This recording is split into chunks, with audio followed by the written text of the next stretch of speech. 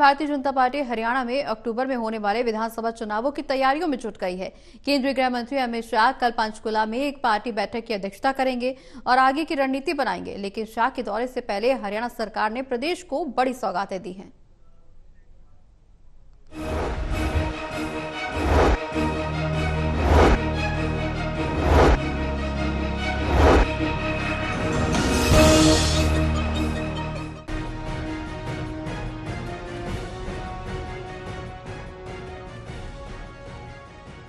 हरियाणा में विधानसभा चुनाव की तैयारियां तेज हो चुकी हैं। हरियाणा की 10 लोकसभा सीटों में से इस बार बीजेपी और कांग्रेस ने 5-5 सीटें जीती।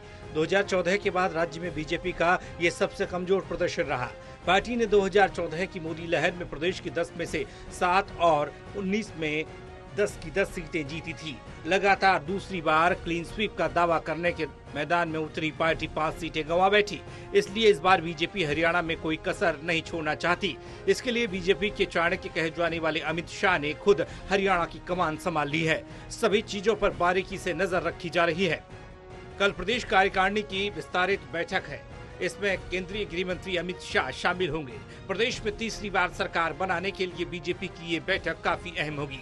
बीजेपी के प्रमुख एजेंडे में दलित, किसान, सिख और कर्मचारी है, जिन्हें साधने के लिए बीजेपी आने वाले समय में अहम फैसले ले सकती है। बैठक का मुख्य एजेंडा आगामी विधानसभा चुनाव की रणनीति को अंतिम रूप देना है।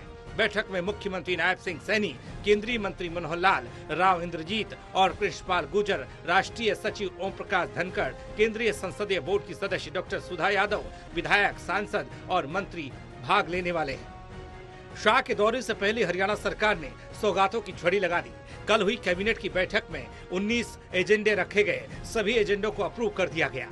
सीएम ने बताया कि शहीदों के परिजनों को अनुकंपा के आधार पर परिवार से एक व्यक्ति को नौकरी देने का फैसला किया गया। इसके तहत 2 सदस्यों को नौकरी देने का फैसला किया है। मुख्यमंत्री नायब सिंह सैनी ने बताया कि आज तक कुल 369 नौकरी अनुकंपा के आधार पर दी गई। आज ये आंकड़ा 371 पहुँच गया है। पिछली सरकार में 10 साल के कार्यकाल में मात्र 6 शहीदों के परिजनों को सरकारी नौकरी दी गई थी। मुख्यमंत्री नायब सिंह सैनी ने बताया कि मेडिकल कॉलेज में, डेंटल और नर्सिंग कॉलेज में कॉन्ट्रैक्ट बेसिस पर रिक्त पद भरे जाएंगे। हरियाणा सिविल सेवा भत्ता में संशोधन किया गया है। हमने योग्यता के आधार पर बिना पर्ची, बिना खर्ची के 1,32,000 नौकरियां देने का काम किया है। 1,32,000। जो लोग ट्वीट करके वाहवाही लूट रहे हैं, उन गरीबों का अपनी सरकार के अंदर तो मजाक करते थे। अगर हमने उनको कहीं गरीब व्यक्ति की हमारी सरकार ने चिंता की है, गरीब व्यक्ति के साथ हमारी सरकार खड़ी है, तो उसको लेकर के भी इनके पेट में दर्द हो रहा है। हमारे युवाओं में आज एक नई आशा और विश्वास का संचार हुआ है। वे नौकरी पाने के लिए किसी नेता की दहलीज के ऊपर हाथ नहीं फैलाना पड़ता। आज अपना स्वाभिमान से सर ऊंचा करके मेरा युवा आज हरियाणा सरकार की नौकरी ले रहा है। मुख्यमंत्री नायब सिंह सैनी ने बताया कि हरियाणा सिविल सेवा में 10 से बढ़ाकर 20 दिन का भत्ता दिया जाएगा। पेंशन भोगियों में जिसकी पेंशन 3,000 से कम है, उन्हें अब 3,000 पेंशन प्रतिमाह दी जाएगी। किसान यदि बिजली का स्वैच्छिक लोड बढ़ाना चाहते हैं तो 1 जुलाई से 15 जुलाई तक आवेदन कर सकते हैं। 21 दिसंबर 2023 तक बिजली का लोड बढ़ाने के लिए जिन भी किसानों ने आवेदन किया है, उनके लिए पोर्टल खोला जाएगा। एसोसिएट्स प्रोफेसर्स को अप्लाई करने के लिए आयु में 5 साल की रियायत दी गई।